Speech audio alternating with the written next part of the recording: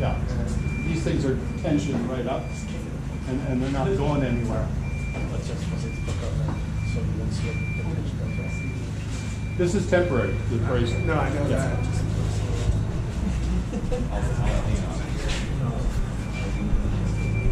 Okay, we'll head on over here. What is this? Anybody have any questions? Yes. Clear as mud, right?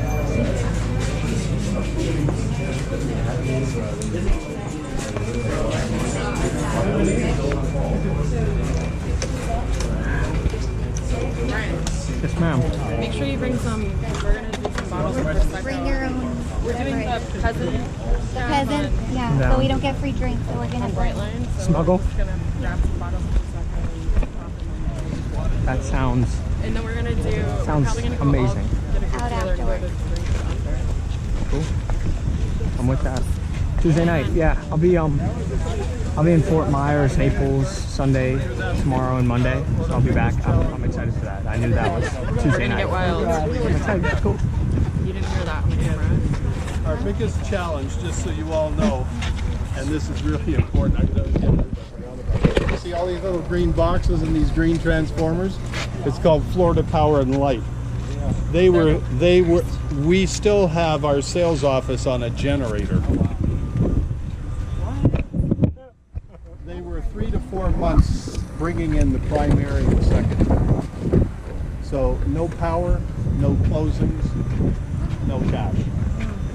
And they don't give a damn. The public utility, they could care less. All right, so what happened to you? They didn't move in. So we promised them a date, assuming we'd get power. We had contacted Florida Power like about a year in advance. And I would swear, I'd put money on it that they still don't have a formal engineered drawing. We're working off red line drawings. And it's getting to the point now where we hire a former FP&L service person that they retire after 25 years. It's like you need to leave. And we've got kids coming in, and I'm on my third rep. And I said, so what is your background? She said, I'm an engineer. I said, what's your degree in? She said, what was it? She was an engineer. She did mechanical. Great, it's electric. Now, she's as smart as a whip, but there's a learning curve. Meanwhile, we're in the Indy 500 of construction. And she didn't know the difference between an amp and a volt. So we actually had to hire a lady that I work with when we did Towngate down the road where we built about 2,300 homes. She was our service rep then. So we pay her to teach these kids that FP&L hires, and they're 3 to 4 months behind. So the biggest challenge is all the utilities. We got people moved in, they call AT&T and Comcast. Even though the superstructure is in the ground, the administration office doesn't even know this job exists. So when John Smith calls up and says, hey, I'm running my business out of my home, here's my address, and I'm like, we don't see that in our grid. It's just a complete disconnect. And that is probably one of the biggest problems. And I know up in the Orlando area, where they were a lot busier at once upon a time, they basically allowed the private contractors to come in, who we hire, but they work under the auspices of FP&L. Now they're just doing it right. And now we do it. And that will hopefully eventually come here. But we had people that, they said, well, why can't I move into my home? It's finished. Well, there's no house. So what? Are they paying the mortgage?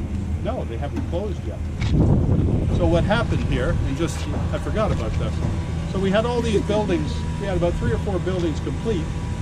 So it's like, well, when are we going to get power? Like we can't finish the home without power.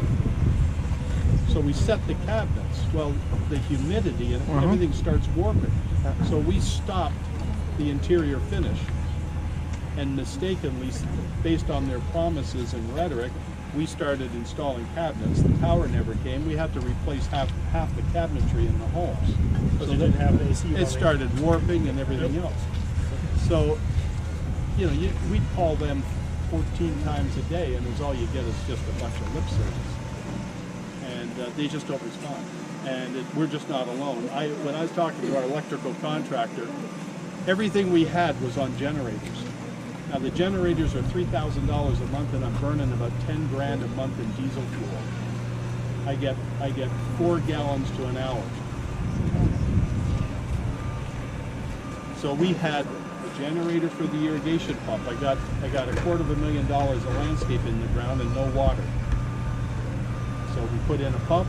We have a 30 kW generator running that thing. Sales office to this day is running on a 45 kW generator. I'm burning about six gallons an hour of diesel with air conditioning and light that place. So what excuses they give you on it? We'll get there when we get there. We're busy. Thank God we didn't have a storm this year. We'd be every building, and of course I can't close a home on temporary power. You can finish construction, but you can't occupy it. So we were behind 3 months. So what does that do? Forget the financial impact. People don't understand that. They don't care.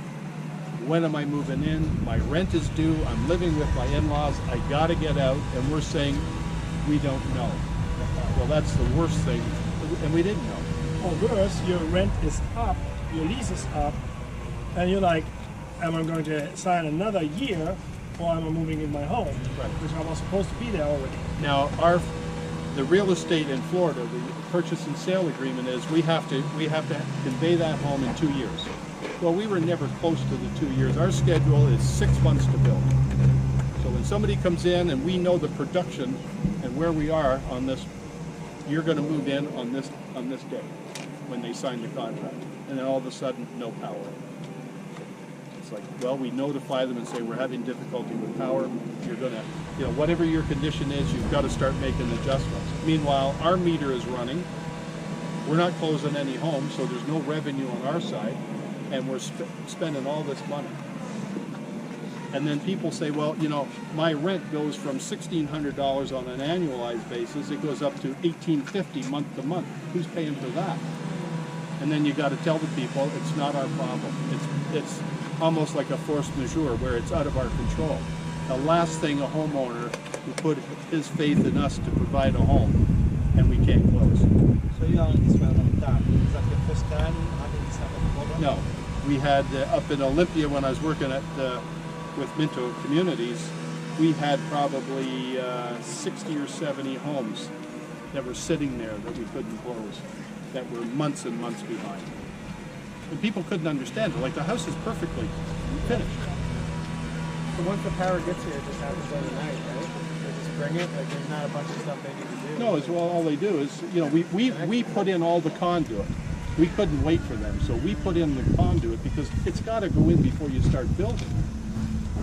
You put all that underground. So it could happen tomorrow. Well, they got to pull it in, and then they're working on a grid. So where's the power coming from? So they've got all these distribution issues. So they got to work all that out. And Florida's growing like a weed, so they're busy, but they're just improperly staffed for this.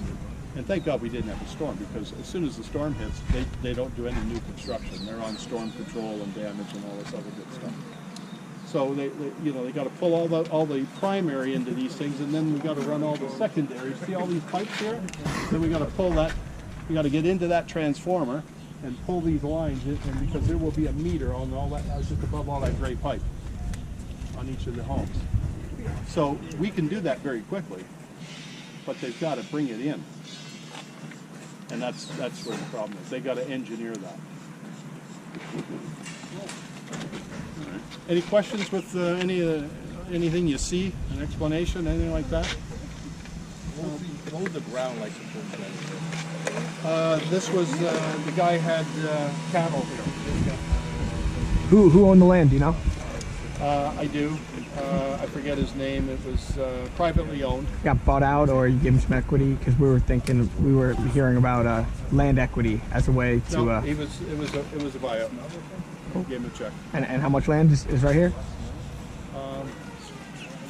128 units, I think, was the number we were told, or something like that. I forget. I think it's, well, it's, yeah, I got to qualify because so much is retention in this. I think it's close to 8 acres gross. Do you have HOA fees or any amenities? We do. Yeah, the amenity is right where across from the sales office, a little cabana bath with a pool. Over here, we're going to have a half-court basketball and a playground. And it's a little. People that bought here don't want amenities. Like that's all the amenities they want. I mean, we blew our brains out. We would build multi-million-dollar club homes, and that comes with a big price. And you could on any given day you could go in there and shoot a cannon off, and you wouldn't hit it. People think it's sexy when they're buying and it looks great. They don't want to be with their neighbors. If I own one of these townhomes, how many parking spots? You get 2. Now some of them have a Park on the street? the 3-story has a double car. No, we put well, we'll see it when we do the models. There's one paved area in your grass front, and then one for your garage. So site plan standpoint, cars are a problem because everybody has 2 or more. No power, we did that. No, there is. Are the model homes on generators? Okay. 3 times today. Get closer.